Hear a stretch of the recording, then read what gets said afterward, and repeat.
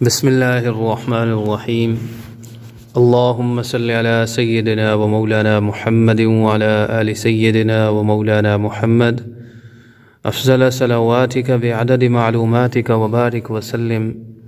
احسن الوظائف کے معزز ناظرین، السلام علیکم ورحمۃ اللہ وبرکاتہ۔ ناظرین، امید ہے آپ تمام حضرات خیریت سے ہوں گے۔ ناظرین، آپ تمام حضرات کو، اپنے تمام ویورز کو اپنے اس چینل کے اوپر احسن الوظائف کے اوپر خوش آمدید کہتا ہوں۔ ناظرین، آج کی حدیث کے ساتھ پھر سے حاضری کا موقع ملا ہے۔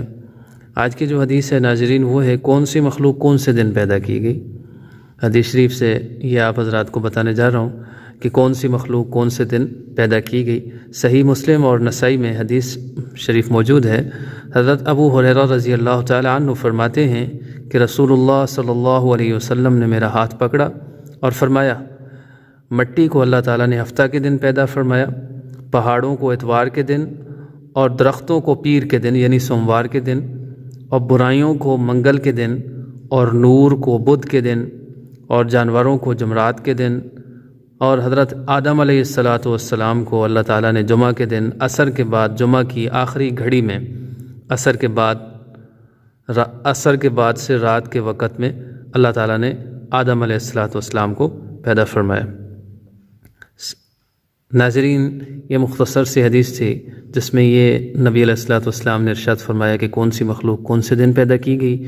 حضرت ابو ہریرہ رضی اللہ تعالیٰ عنہ نے اس کو روایت کیا ہے۔ تفسیر ابن کثیر کے اندر یہ موجود ہے، جلد نمبر 1 ہے، صفحہ نمبر 106 ہے۔ ناظرین، امید ہے آپ تمام حضرات کو یہ ویڈیو پسند آئی ہوگی۔